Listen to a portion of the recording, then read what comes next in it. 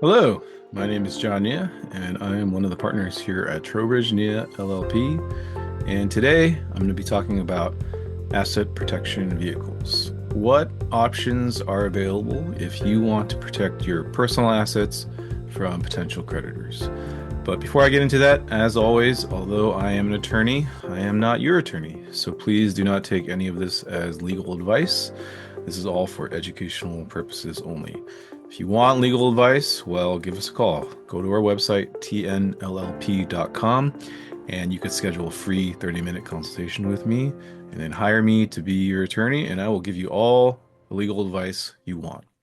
So, jumping into it, asset protection vehicles. The first type of vehicle I'm going to be talking about are LLCs, limited liability companies. It's kind of built into its name, right? An LLC has limited liability. And what that means is creditors of the LLC can only go after the assets of the LLC itself. They cannot go after the personal assets of the owners of the LLC, the members of the LLC, right? So it's a great way to protect your personal assets from potential creditors. One of the great things about LLCs is the fact that they're very, very cheap and easy to set up, right? So depends on the state, but you just go to the Secretary of State website for whatever state that you're in, and you could create an LLC potentially online, right? So some states allow you to do it online same day. Other states, you might have to mail some paperwork in. It might take like a week or two, but relatively speaking, very, very quick to set up and relatively cheap compared to other types of entities, right? So you pay the initial filing fee. You have to pay a yearly registered agent fee. You probably have to pay a yearly fee to the state as well. And those are really the only fees you have to pay. Another added benefit is the fact that you get to choose how you want to be taxed as an LLC. So you can elect to be taxed as a partnership, and then you get, all the favorable tax treatments from that, right? So it's great for real estate, right? So a lot of people who hold real estate will hold it through an LLC because of the favorable tax treatment and the fact that it has this asset protection, this limited liability aspect of it.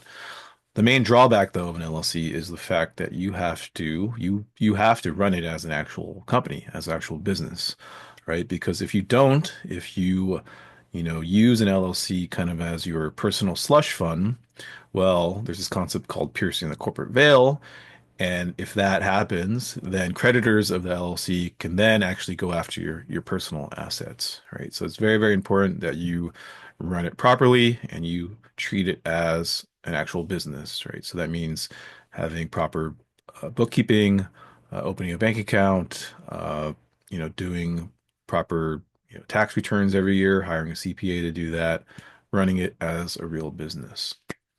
The second type of entity, really the second and third type of entity, are asset protection trusts. So domestic asset protection trusts, right? Ones that are created here in the United States, or foreign asset protection trusts, ones that are created in a foreign country.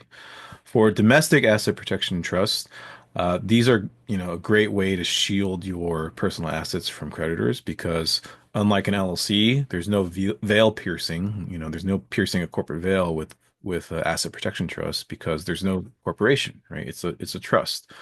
So how you create one is you create an irrevocable trust. You fund it with whatever assets that you want to protect, right? So, if it's cash or stocks or properties, whatever the case may be, you put that into the name of the trust, and then you appoint a trustee, a third party. It can't be yourself. You can't be the trustee of your own asset protection trust. That would, defeat the whole purpose of it. But you hire usually a third party to act as the trustee, and this person manages the trust on your behalf and pays you, right? Distributes your assets to you at your direction. Right. And the reason why it's an asset protection vehicle is creditors can't go after these assets. Right. They can't force the trustee to deposit those assets to them unless there's, very, very special circumstances, right? So if it's alimony or child support, or there's other very specific situations where essentially the creditor has to go to the court and get a court order to direct the trustee to pay those assets to them instead. But generally speaking, a normal creditor, they can't go after your assets in your asset protection trust. So that's how it protects, this is how it acts as an asset protection vehicle.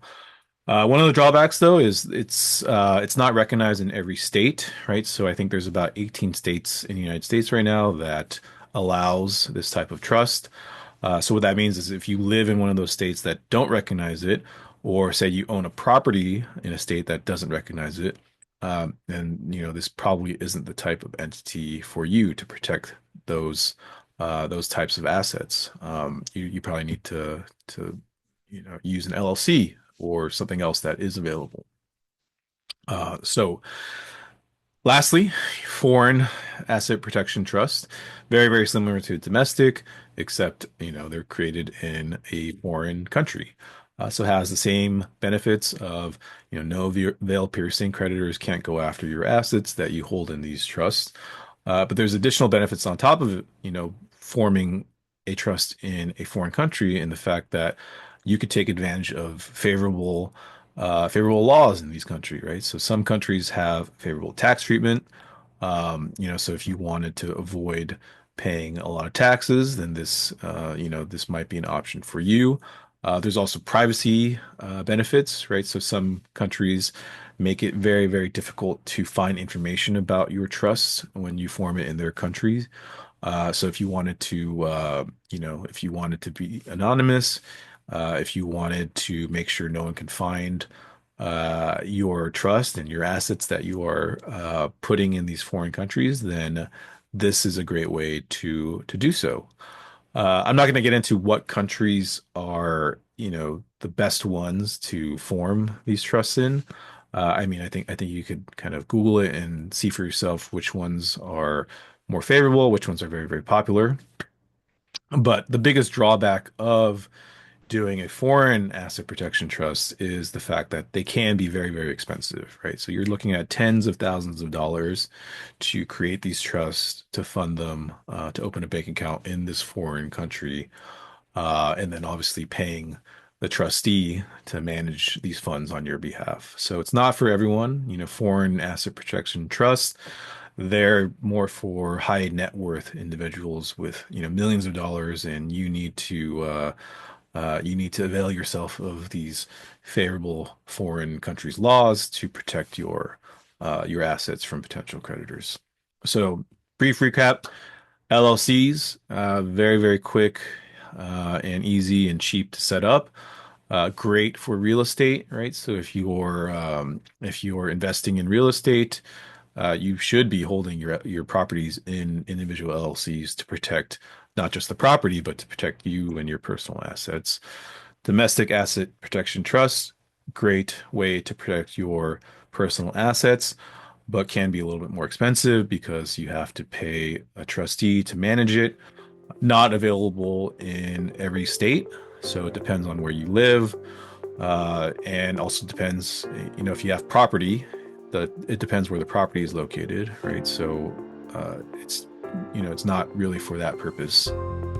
And then lastly, foreign asset protection trust, great way to shield assets. You can also take advantage of beneficial tax treatments from foreign countries and beneficial privacy laws, but very, very, very expensive. So not for everyone.